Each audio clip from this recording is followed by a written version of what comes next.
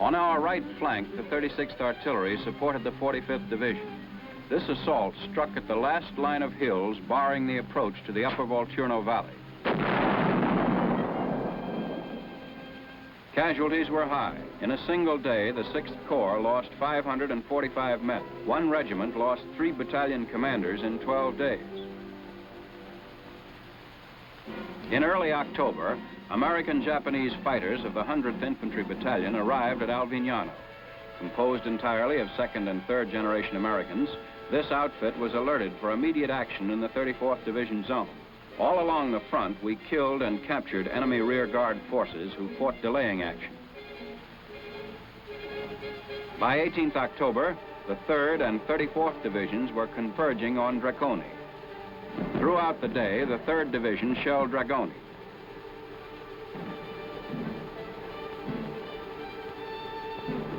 The next day, the town was occupied by the 168th without opposition. Some prisoners from the 3rd Panzer Grenadier and 26th Panzer Divisions were taken. They reported heavy casualties.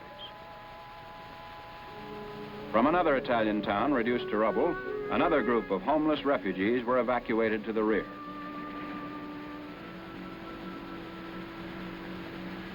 The 45th Division, attacking northeast from Vecchio, advanced to Piedmonte d'Alife, supporting a second crossing of the Volturno by the 34th.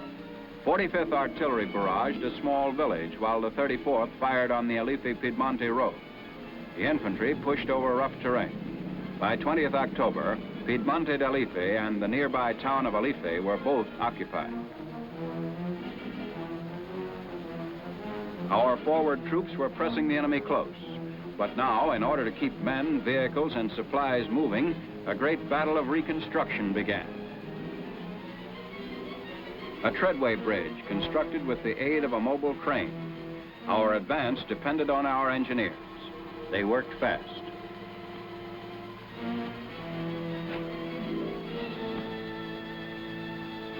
It wasn't only demolitions which faced American engineers.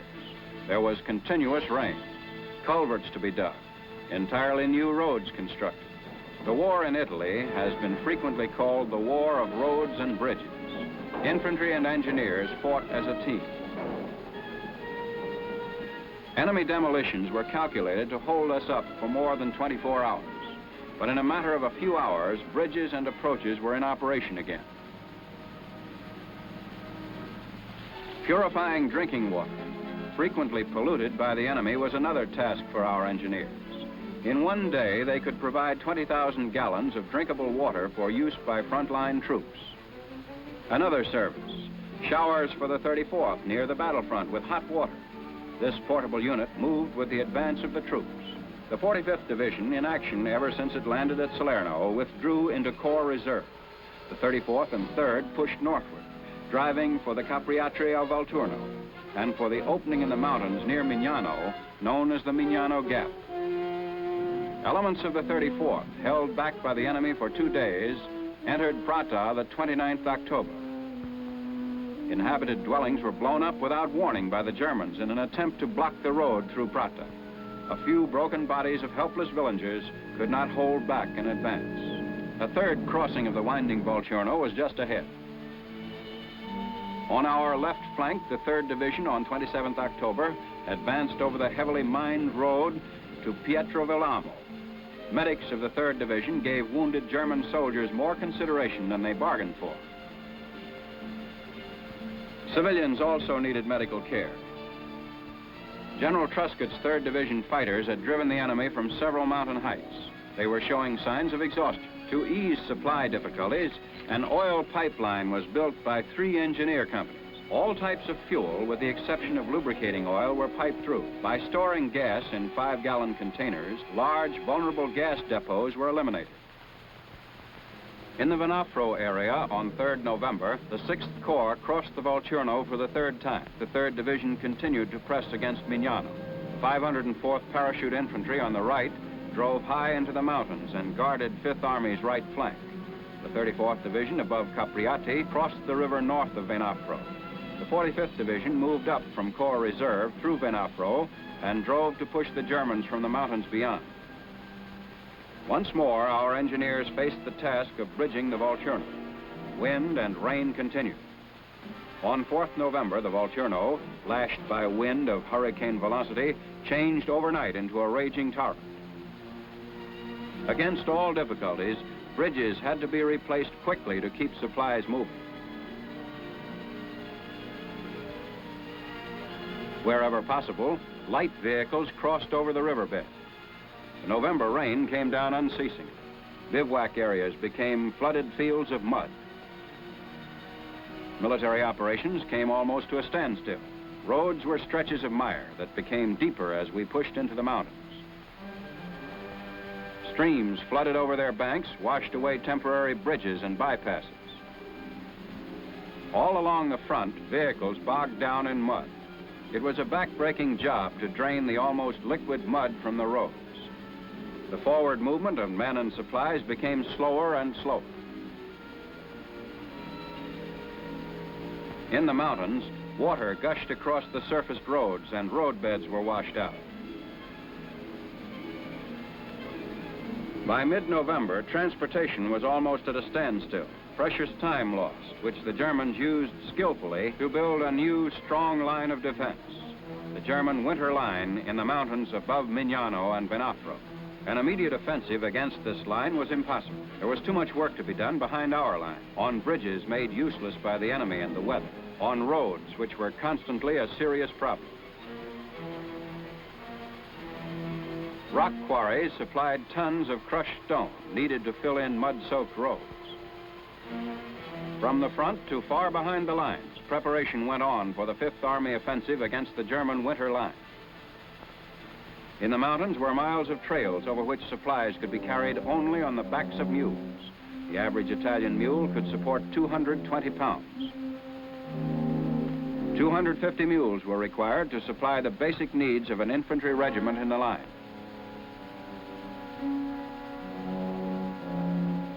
There could have been no winter campaign without mules. On the flats, our trucks could churn through the mud. On the highest slopes, only men carrying light loads could make the ascent. Between these two extremes, the use of mules was an absolute necessity. After 2 weeks on 1st December, we were ready to attack the winter line. On the right, the 6th Corps with the 34th and 45th Divisions was in contact with the British 8th Army. On the left, the British 10th Corps was made up of the 46th and 56th Divisions, poised to cross the Garigliano River. At this time, a new corps, the 2nd, was brought into the center of the line and assigned command of the 36th and 3rd Division. Attached to this corps were the 1st Special Service Force, highly trained American and Canadian troops, the 1st Italian Motorized Group, and the American 1st Armored Division. This force was concentrated against the Mignano Gap, which we had to enter in order to break through to the Liri Valley, which led to Rome. The Mignano Gap is a narrow valley squeezed between mountain masses, Mount Cassino to the south and Mount Samucro to the north, on the side of which is built the town of San Pietro. Like a stopper in this bottleneck, Mount Lungo rises from the floor of this valley. Beyond Mount Lungo, there were further mountain barriers, including Mount Trocchio. Our offensive started with Operation Raincoat, code name for a thrust on the left of Mignano Gap at the Camino Hills. Late afternoon, 2nd December, 925 field pieces poured tons of shells into enemy positions.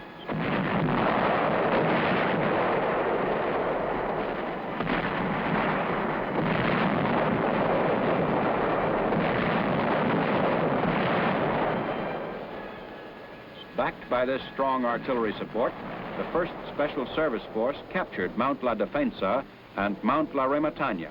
The 56th Division took Mount Camino. The 36th captured Mount Maggiore. By 10th December, Operation Raincoat was completed successfully. Troops of the 1st Italian Motorized Group moved into the Mignano area to join the 36th Division. This marked the first occasion of Italian soldiers fighting side by side with Americans. It was decided that Italian troops should strike to take Mount Lungo. A 2nd Corps artillery barrage supported the effort. The Germans were too well entrenched on Mount Lungo. By noon, it was apparent that the Italian assault had failed.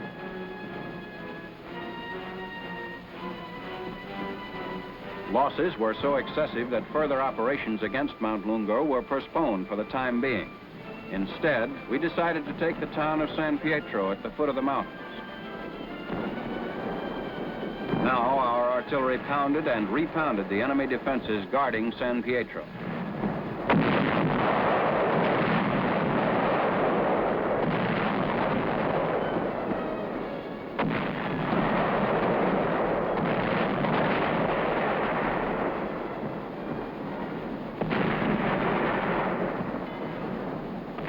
The next day, the 504th paratroopers were sent out to secure the hills above San Pietro.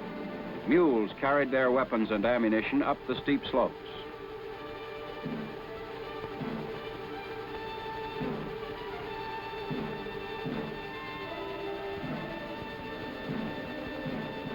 On 15th December, a week after their first attempt, the 143rd Regiment again moved into position for an attack on the town.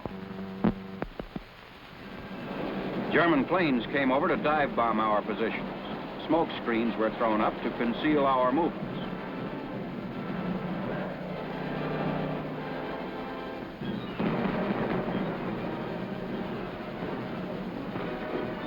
On the narrow, heavily mined road to San Pietro, 16 tanks under direct enemy observation led the way for the infantry assault. The lead tank, 3 hours later, reached the edge of San Pietro. Enemy shells fired on the tank, hitting closer and closer before knocking it out. At the end of the day, only 4 of the 16 tanks returned.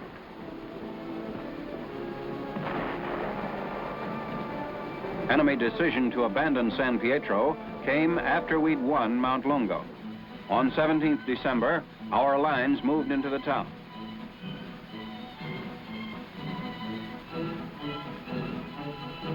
From the hills above, the 504th Parachute troops descended on San Pietro.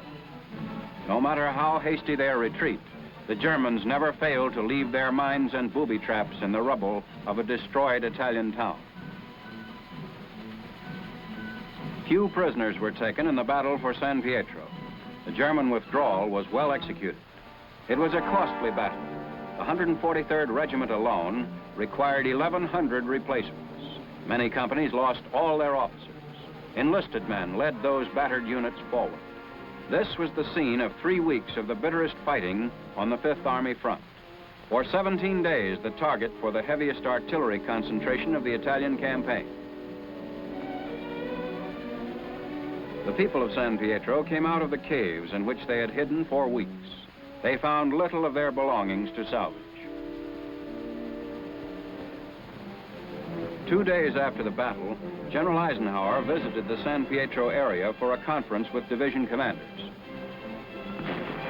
From the hills above the town, the general could see our shells falling 2 miles northwest on the town of San Vittore, our next objective. In mud, rain, in cold, biting wind, our troops had driven the enemy from Mount Lungo, reaching the top by 16th December. This finally opened the way through the Mignano Gap. Troops of the 142nd on the mountain were relieved by the 15th Infantry, 3rd Division. While the battle for San Pietro was being fought, on our right flank, the 34th and 45th made diversionary attacks high in the mountains. Here, roads were direct enemy observation, our vehicles vulnerable to their guns. French troops on 10th December relieved the 34th after 73 days of combat. The first French soldiers of World War II to fight the Germans on European soil after the fall of France. With equipment completely American, French Moroccans moved forward to the 6th Corps front. On 15th December, the 6th Corps was poised for an offensive to coincide with the taking of San Pietro. Moroccan troops executed a wide envelopment of the German left flank, while 2 battalions of French Gaumiers prepared to advance west through high mountains to attack toward Cardito. Mountain fighting on this front was the most difficult of the campaign. In 6 days, the 6th Corps gained 3 miles, keeping pace with the 2nd Corps at San Pietro. Gaumiers, accustomed to quick stabs in mountain warfare, proved a valuable arm to the 5th Army. With the approach of Christmas, the Fifth Army made every attempt to provide a turkey dinner to men in foxholes all along the front. From field kitchens, the dinner, packed in Marmite cans, was brought up the steep roads into the mountains. At the end of the jeep trails, mules carried the jugs farther into the heights.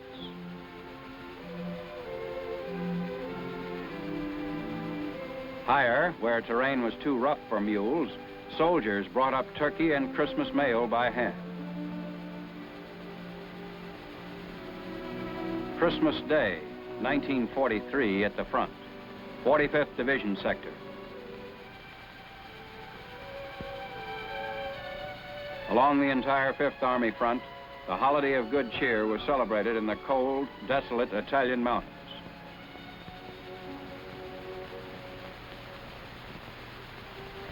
Christmas Day was not a holiday everywhere over the world in 1943.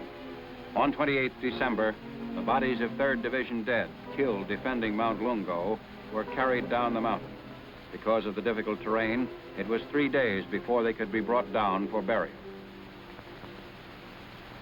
There was a short period of inactivity at Mount Samukro, while the Second Corps regrouped forces and brought up fresh troops to initiate the final phase of the Winter Line campaign. On 1st January, the Second Corps saluted the new year with an artillery salvo on German defenses guarding San Vittore. Smoke rose from the stone houses and narrow streets of San Vittore. Shells fell on enemy entrenchments on Mount La Chiaia to the northwest. With control of Mignano Gap, the heights flanking Highway 6 were all that remained of the Winter Line.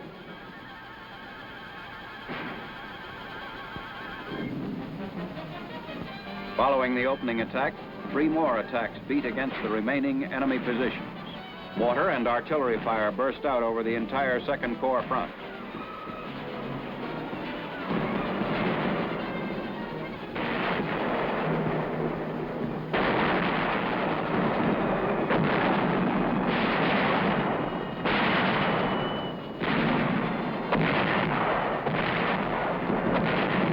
American bombers joined the assault. We were smashing into the last strong points of the Winter Line.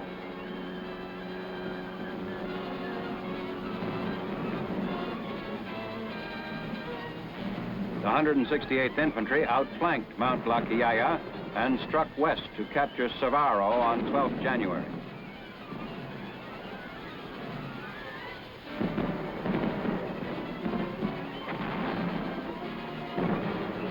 At the same time, the 135th Infantry fought to take San Vittore.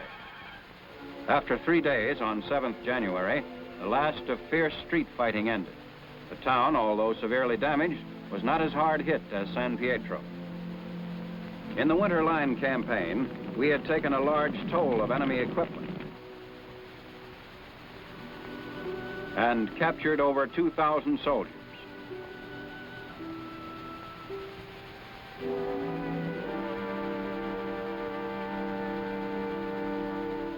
As San Vittore fell, the 6th Armored Infantry on the 2nd Corps left flank drove to Mount Porcia, south of the important Highway 6.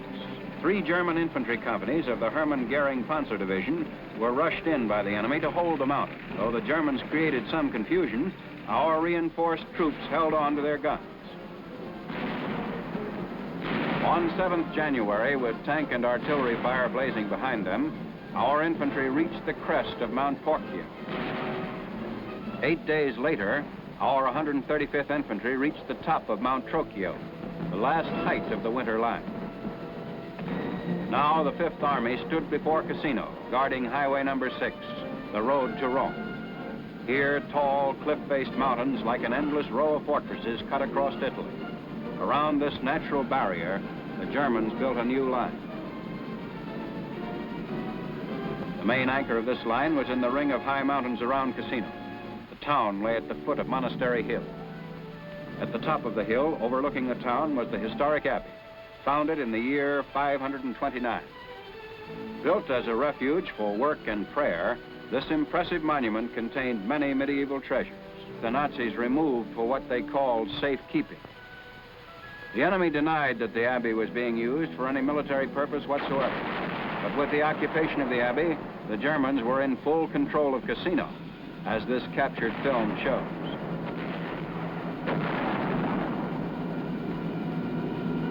After 2 costly major attacks failed, we could no longer respect the Vatican request that the monument be spared.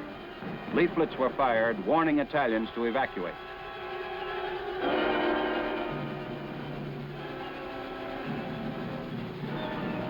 A few days later, wave after wave of our planes came over Monastery Hill. In 4 hours, 500 tons of bombs were dropped to level the abbey.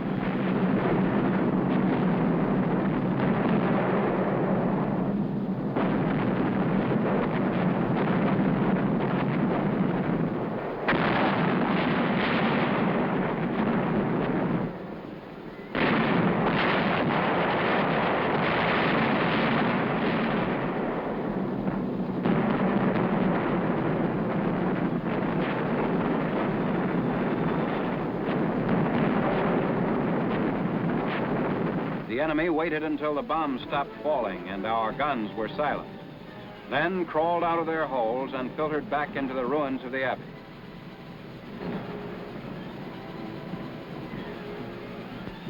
They took up new observation and artillery positions. We had reached a grim crisis. Before us, the town, Cassino, blocked our entrance to Highway number 6 and Rome.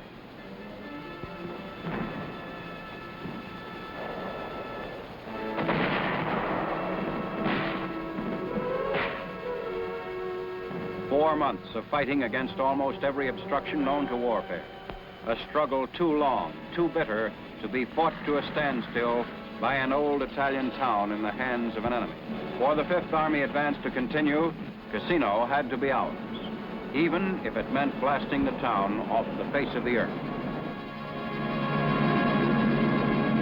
The 5th Infantry reached the top of Mount Trocchio, the last height of the winter line. Now the Fifth Army stood before Cassino, guarding Highway number 6, the road to Rome. Here, tall, cliff-faced mountains, like an endless row of fortresses, cut across Italy. Around this natural barrier, the Germans built a new line. The main anchor of this line was in the ring of high mountains around Cassino. The town lay at the foot of Monastery Hill. At the top of the hill, overlooking the town, was the historic abbey, founded in the year 529. Built as a refuge for work and prayer, this impressive monument contained many medieval treasures.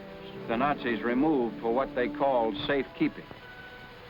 The enemy denied that the abbey was being used for any military purpose whatsoever. But with the occupation of the abbey, the Germans were in full control of Cassino, as this captured film shows.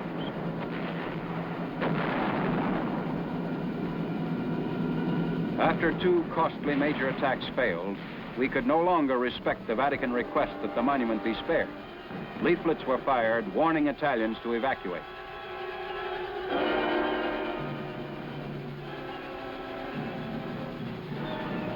A few days later, wave after wave of our planes came over Monastery Hill. In 4 hours, 500 tons of bombs were dropped to level the abbey.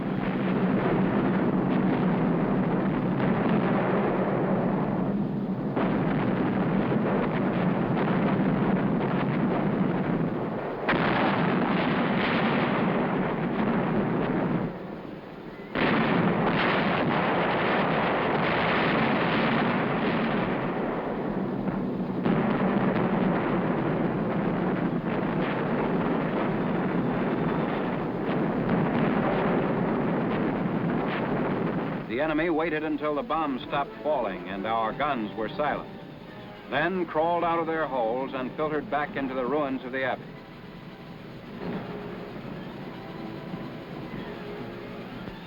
They took up new observation and artillery positions.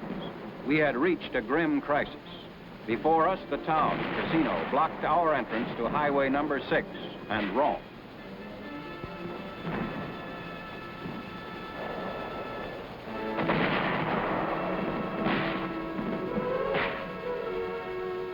Four months of fighting against almost every obstruction known to warfare. A struggle too long, too bitter to be fought to a standstill by an old Italian town in the hands of an enemy. For the Fifth Army advance to continue, Cassino had to be ours, even if it meant blasting the town off the face of the earth.